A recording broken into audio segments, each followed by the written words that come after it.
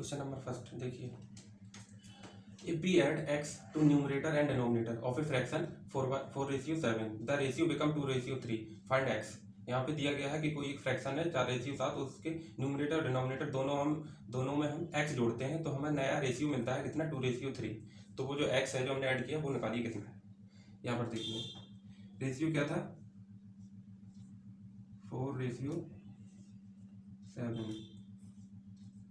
ये था, ये कितना बन जाता है 2:3। ठीक है, अब यहाँ पे देखिए इनका डिफरेंस कितना है, यहाँ पर 3 है, यहाँ पर कितना है 1। ये डिफरेंस तो सेम नहीं है, 4 2 7 3। अगर इसको हमको सेम बनाना है क्योंकि 4 में ही कुछ ऐड करके ये आया होगा, 7 में कुछ ऐड करके ये आया होगा, तो ये दोनों x तो सेम ही, एक ही नंबर ऐड किया, तो इन दोनों को हमें सेम बनाना है। ये अभी कितना है यहाँ, ये कितना है, ये अभी -4 यहाँ पे है, -2 यहाँ पे डिफर कर रहा है ना, ये देख लीजिए। तो इन दोनों को हमको सेम बनाना है, तो उसके लिए हमें क्या करना होगा, इनका जो रेशियो है ऊपर वाली संख्याओं का, ये हमको सेम करना होगा। ठीक है, चलिए देखते हैं। ये 3 है, ये 1 है, तो इन दोनों को सेम करने के लिए इसमें हम 3 का मल्टीप्लाई कर दें, तो यानी कि 3 का इसमें और 3 का इसमें, तो ये कितना हो जाएगा 6, और ये कितना हो जाएगा 9। ये 9 बन गया, ये 6 बन गया। अब देखिए इनका डिफरेंस सेम आ गया ना, इधर 4 से 6 होगा, 2 ऐड हुआ, 7 से 9 हुआ तो 2 ऐड हुआ, तो ये 2 आ रहा है। तो x जो है वो कितना है, x है 2, यही आंसर होगा। क्वेश्चन नंबर सेकंड देखिए, Y complete a piece of work in 40 days, x and Y complete the same work in 25 days, in how many days x alone complete the same work. यहाँ पे दिया गया है कि बाई किसी काम को 40 दिन में करता है और x बाई दोनों मिलकर उस काम को 25 दिन में करते हैं, तो x अकेला उस काम को कितने दिन में करेगा, ये पूछा गया। देखिए बाई अकेले कितने दिन में करता है, 40 डेज में, और x और बाई दोनों मिलकर कितने दिन में करते हैं, 25 में। तो इनका एलसीएम ले लीजिए आप लोग, कितना आएगा 200। 40 से 200 में डिवाइड देंगे, 5 टाइम जाएगा, और इसका ये 25 का 8 टाइम्स जाएगा डिवाइड। ठीक है, अब यहाँ से हमको x का एलोन का निकाल सकते हैं, तो ये क्या निकलता है, ये वन डे वर्क निकलते हैं। बाई का वन डे वर्क 5 है, और x प्लस बाई दोनों का मिलके वन डे वर्क एक दिन का काम 8 है, 8 दिन सॉरी 8 है। टोटल वर्क कितना है 200 है, तो x एक दिन में कितना करेगा, 8 में से 5 माइनस करेंगे तो 3 करेगा, और ये कितने दिन में कर देगा। अब टोटल वर्क है 200 काम को करना है x को, x का एक दिन का काम 3 है, तो 3 से हम डिवाइड कर देंगे, यही हमारा आंसर हो जाएगा। तो कितना होगा 66 कंप्लीट 2/3 डेज, यही आंसर होगा इसका। क्वेश्चन नंबर तीसरा देखिए, the ratio of length and breadth of a rectangle is 5:3 and the difference of length and breadth is 8 centimetre, find area of rectangle. यहाँ पे दिया गया है कि कोई एक रेक्टेंगल है, आयत है, जिसका लेंथ और ब्रेथ का रेशियो 5:3 है, और लेंथ और ब्रेथ में जो अंतर है वो 8 सेंटीमीटर का है, तो एरिया बताइए इसका। देखिए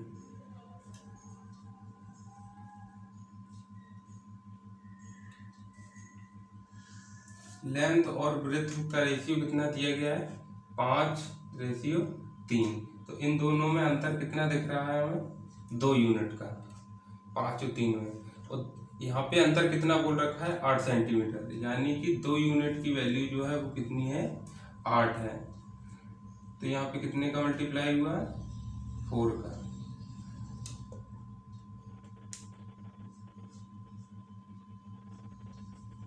ठीक है, तो सेम इसमें भी कर देंगे हम, लेंथ निकालने के लिए 4 का मल्टीप्लाई करेंगे तो 20, इसमें भी हम 4 का मल्टीप्लाई करेंगे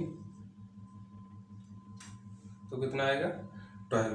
अब हमको एरिया निकालना है, रेक्टेंगल के एरिया का फॉर्मूला क्या होता है, लेंथ इंटू ब्रेथ, दोनों का मल्टीप्लाई कर देंगे यहाँ पे, तो 240 सेंटीमीटर स्क्वायर। अब देखिए यूनिट हमने ये सेंटीमीटर स्क्वायर कैसे लिख दी, क्योंकि यहाँ पे ब्रेथ के लेंथ ब्रेथ के डिफरेंस की यूनिट थी सेंटीमीटर में, तो एरिया हमने सेंटीमीटर में, इस वजह से यहाँ से हमें यूनिट का पता चल गया कि क्वेश्चन में क्या यूनिट दे रखी है। यहाँ पे देखिए question number 4, 5 years ago the mother's age was 3 times of her son's age. 5 years hence mother's age will be 2 times of his age. Find present age of son. यहाँ पे दिया गया है कि माँ की जो उम्र है वो 5 साल पहले माँ की जो उम्र है वो अपने सन की एज के 3 टाइम्स है, वो 5 साल बाद 2 टाइम्स है, तो प्रेजेंट एज सन की क्या होगी वो बताना है हमको। यहाँ पर देखिए मान लीजिए प्रेजेंट एज, यहाँ पे प्रेजेंट एज हमने क्या मान ली है, सन की x, ठीक, तो 5 years एगो माइनस 5 years जाएंगे, सन की एज कितनी हो जाएगी, x माइनस 5, ठीक है, और मदर की, मदर 3 टाइम्स है तो 3x माइनस 15, अब प्लस 5 years जाएंगे हम आफ्टर 5 years, तो यहाँ पे कितनी आ जाएगी इसकी x से, तो x प्लस 5 आ जाएगी, क्योंकि 5 साल बाद माँ इससे डबल है, तो यानी कि इसका डबल कर देंगे 2x प्लस 10। यहाँ पे देखिए यहाँ से यहाँ तक आने में कितनी साल होगी, 5 ये 10 हो गए टोटल, तो इनका डिफरेंस कितना है 10 years। तो सन की एज में यहाँ से यहाँ देखा जाए तो 10 years का डिफरेंस है, तो मदर की एज में भी 10 होगा इनका और इनका डिफरेंस, तो हम निकाल लेते हैं वो, ये दोनों जो है डिफरेंस कितना होगा 10 years का होगा, ठीक है। चलिए 2x प्लस 10 में से 3x माइनस 15 माइनस करेंगे, तो 2x में से x जाएगा, क्या बचेगा माइनस x, और 10 में से 15 माइनस करेंगे तो माइनस का वो ऑलरेडी है तो ऐड हो जाएगा, 15 प्लस 10 25 इक्वल टू 10, तो यहाँ से हमारी जो x की वैल्यू है कितनी आ जाएगी 15, और x ही क्या है, x ही प्रेजेंट एज है सन की, तो सन की प्रेजेंट एज कितनी आ गई 15 years, यही हमारा आंसर होगा। चलिए क्वेश्चन नंबर 5 देखते हैं। A and B can do a piece of work in 15 days and 12 days respectively. If A and B started working together, then what is the percentage of work remain after 4 days? यहाँ पे पूछा गया है, दो लोग हैं A और B जो अपने काम को 15 और 12 दिन में करते हैं। अगर वो दोनों एक साथ काम करना स्टार्ट करें तो 4 दिन के काम करने के बाद कितने % काम बचेगा, ये पूछा है। देखिए ए किसी काम को कितने दिन में करता है 15 डेज में, बी उसी काम को कितने दिन में करता है 12 डेज में, इन दोनों का एलसीएम कितना होगा 60, 15 से 4 टाइम्स, 4 से 12 से 5 टाइम्स, मतलब ए का एक दिन का काम 4 है और बी का एक दिन का काम 5 है, तो इन दोनों का एक दिन का काम कितना होगा निकाल लेंगे हम यहाँ से, ए प्लस बी का 1 डे वर्क कितना निकलेगा 5 प्लस 4 दोनों को हम ऐड कर देंगे तो 9 निकलेगा। अब ये 4 दिन काम करते हैं, क्वेश्चन में दिया गया है यहाँ पे आफ्टर 4 डेज, तो 4 दिन काम करने तो इंटू 4, 4 दिन में ये कितना काम कर देंगे 36, तो बचा काम कितना हुआ 24 ही तो बचा। अब ये कितने % है टोटल काम के, तो टोटल काम था 60, वो % निकालने के लिए इंटू 100 कर देंगे, ये 0 से 0 काट दिया, ये 4 टाइम कट गया, कितना आया 40%, यही इसका आंसर होगा। क्वेश्चन नंबर 6 देखिए, if a minus B equal to 6 and a square minus B square equal to 60 then find A cube plus B Q.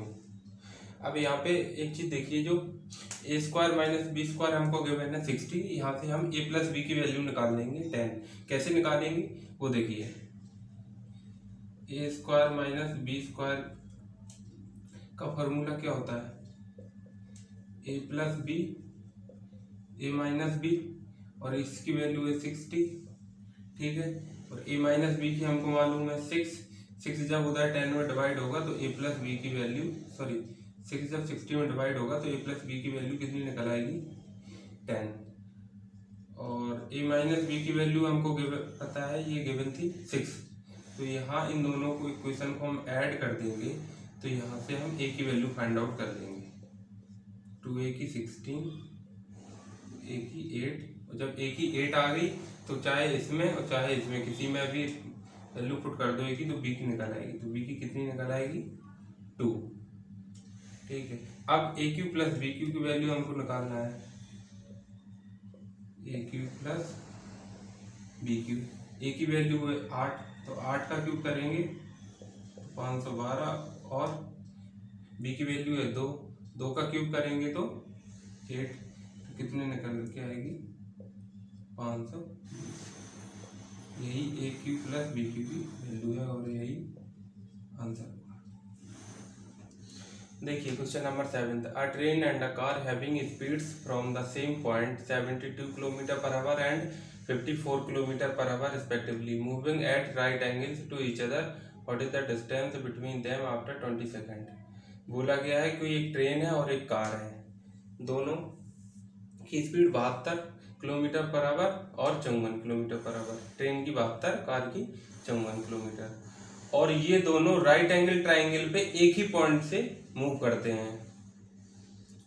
Right angle triangle पे मतलब जैसे कोई एक ये पॉइंट है, यहाँ से मूव की तो एक ऐसे गई और सेकंड ऐसे गई, ठीक है। तो इस तरीके से मान लो ये गई ट्रेन, तो कार कैसे गई, कार गई इस डायरेक्शन।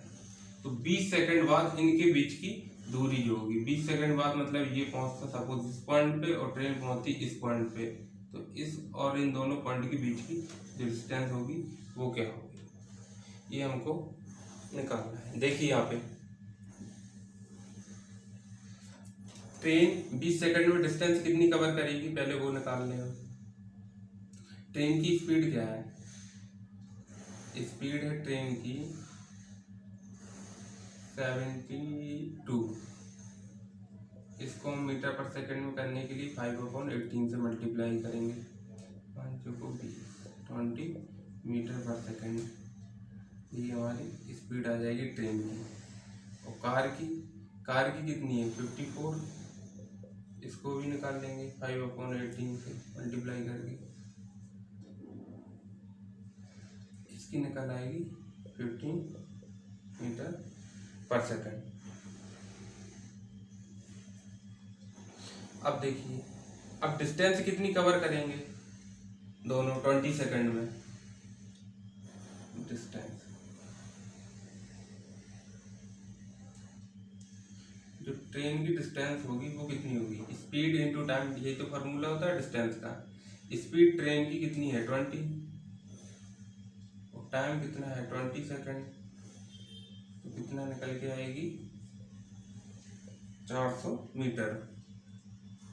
और कार कितनी डिस्टेंस कवर करेंगे, स्पीड है इसकी 15, टाइम है 20 सेकेंड, 20 × 15 करेंगे तो 300 मीटर, ये निकल के आएंगे। अब देखिए ये होगी कंडीशन, ठीक, ये वाली डिस्टेंस जो है वो कितनी आई 400, और ये वाली 300। चलिए देखते हैं, ये 400 ये 300, तो ये वाली डिस्टेंस कितनी होगी, ये ट्रिपलेट बनता है 3 4 5 का, 2 0 है 2 0, तो 500 मीटर, यही आंसर हो जाएगा। इन दोनों पॉइंट के बीच की दूरी 20 सेकंड बाद कितनी होगी 500। चलिए क्वेश्चन नंबर 8 देखते हैं। What is the area of an equilateral triangle having a height of 12 centimetre. पूछा गया है कोई एक इक्विलैटरल ट्राइंगल है, त्रिभुज है, इक्विलेटरल ट्रायंगल कैसे होता है? जिसकी तीनों साइड्स इक्वल होती हैं। ये एक इक्विलेटरल ट्रायंगल हो गया, ठीक है। इसकी हाइट यानी कि परपेंडिकुलर जो यहाँ पे 90 डिग्री फॉर्म करे, ये वाली, ये हमको गिवन है कितनी? 12 सेंटीमीटर, 12 सेंटीमीटर। और ये जहाँ पे परपेंडिकुलर डालता है ये दोनों साइड इक्वल होती हैं, मिड पॉइंट पे होता है परपेंडिकुलर्स का। ये प्रॉपर्टी ये पढ़ना होगा आप लोग को, फिर कभी बताएंगे। चलिए अभी इसको देखो, यहाँ पे ट्रायंगल का हाइट का फॉर्मूला क्या होता है? हाइट कैसे निकालते हैं? तो हाइट का फॉर्मूला होता है √3/2a, ए यानी कि साइड, और हाइट हमको गिवन है कितनी? 12, तो वो इक्वल टू 12 कर देंगे। यहाँ से हम ए की वैल्यू निकालेंगे, कितनी आएगी? 24/√3। और एरिया निकालेंगे, एरिया का फॉर्मूला क्या होता है? √3/4a², इक्विलेटरल ट्रायंगल का। तो यहाँ से हम इसको सॉल्व कर लेंगे। a², ए की वैल्यू 24 × 24 करेंगे अपॉन √3 का स्क्वायर 3 आ जाएगा, 4 से ये काटेंगे 6 टाइम, 3 से ये काटेंगे 8 टाइम, तो ये सॉल्व करके आ जाएगी 48√3 यूनिट लगा देंगे सेंटीमीटर स्क्वायर। यही हमारा आंसर हो गया। चलिए देखते हैं question number 9। The difference of simple interest on a certain sum at the rate of 10% per annum for 8 years and 10 years is ₹200. Find the principal. यहाँ पे बताया गया है कि 10 साल और 8 साल के सिंपल इंटरेस्ट का डिफरेंस जो है वो कितना है? ₹200, और रेट दर कितनी है? 10% पर एनम। तो यहाँ पे हमें प्रिंसिपल फाइंड आउट करना है। इसको हम ट्रेडिशनल मेथड मतलब फॉर्मूले से लगाएंगे तो वैसे से भी लग जाएगा, लेकिन टाइम लगेगा। बट इसको थोड़ा शॉर्ट देखते हैं स्मार्ट वे में। वो कैसे? 10 साल, 1 साल की जो रेट है वो कितनी है? 10%, यानी कि 10% का मतलब है कि 100 रुपए पे मिलने वाला 1 साल का ब्याज कितना है? 10 रुपए, ठीक है। और यही 10 साल में कितना मिलेगा?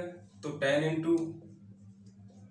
10% कर देंगे, यानी कि 100% 10 साल में मिलेगा। और 8 साल में 10% की दर से 80% मिलेगा। अब इन दोनों का डिफरेंस ही तो दिया गया है 10 साल और 8 साल के SI का, तो वो कितना आ रहा है यहाँ पे डिफरेंस? 20%।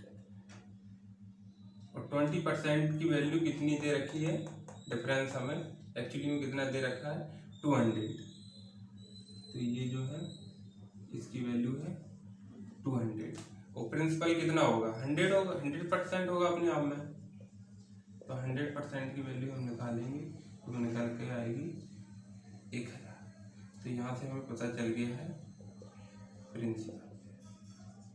प्रिंसिपल कितना हो गया? ₹1000। यही आंसर होगा।